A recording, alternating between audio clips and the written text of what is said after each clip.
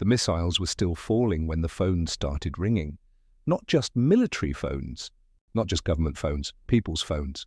Ordinary people sitting in bomb shelters across Israel, texting their families, asking one question nobody had a clean answer to.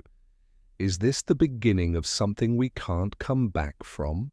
300 drones and missiles launched from Iranian soil, directed at a single country. That had never happened before in the history of this conflict, and yet, here's the part that should stop you cold, almost every single one was intercepted, not by luck, not by accident, by a defense system so precise, so layered, so remarkable that military analysts around the world sat in stunned silence trying to explain it. But here's what nobody on CNN is telling you. Here's what the political commentators are missing. Here's what the geopolitical analysts with their charts and their graphs are completely overlooking. This moment was written about a long time ago.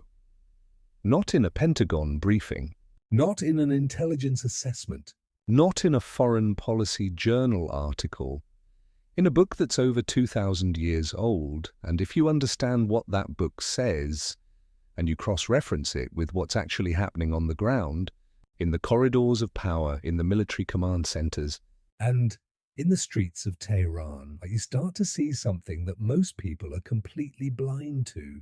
You start to see a pattern, and patterns, my friend, are how you predict what comes next. So before you listen to another news anchor give you a surface-level breakdown of drones and diplomatic statements, stay with me for the next few minutes, because what I'm about to walk you through will fundamentally change how you see this conflict, not just the military angle, not just the political angle, the whole thing, the historical angle, the prophetic angle, the strategic angle, all layered together into one picture that actually makes sense. Let's go. Here's the mistake most people are making right now. They're watching this conflict like it's a sporting event. Team A scores a point. Team B retaliates. Commentators argue about who's winning. Everyone picks a side. Social media explodes. And something else happens and everyone moves on. That's it. That's the entire way most people are processing the most consequential geopolitical event of our generation. And it's costing them their ability to understand what's actually happening. Because this isn't a sporting event. This isn't even a conventional war. This is a convergence. Think about what that word means. A convergence. Multiple streams moving in the same direction, arriving at the same point at the same time. Right now, you have a biblical convergence, a geopolitical convergence, a military convergence, and an ideological convergence all happening simultaneously, all centered on one tiny piece of land about the size of New Jersey. But people are only watching one stream. The news gives you the military stream. The political commentators give you the diplomatic stream. The religious community gives you the prophetic stream. And almost nobody is connecting all of them. That's the problem. When you only watch one stream, you draw the wrong conclusions. You think this is just about land. You think this is just about religion. You think this is just about oil or politics or power. It's about all of those things, simultaneously, layered, interconnected, and the people who understand that are the ones who see what's coming before it arrives. Let me give you a real example of why this matters.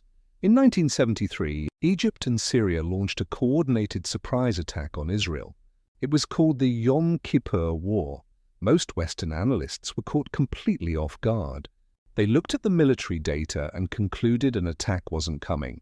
But the people who understood the historical pattern, who understood the ideological motivations, and who understood the theological dimension of the date chosen for the attack, they saw it differently. The attack came on the holiest day of the Jewish calendar. That wasn't an accident. That was a statement, an ideological and even spiritual statement wrapped inside a military operation. The people who only watched the military data missed it. The people who understood the full picture, they weren't surprised. That's exactly what's happening today. Most people are watching the military data. They're counting missiles and calculating blast radiuses, and they're missing the full picture entirely. So let me give you the full picture.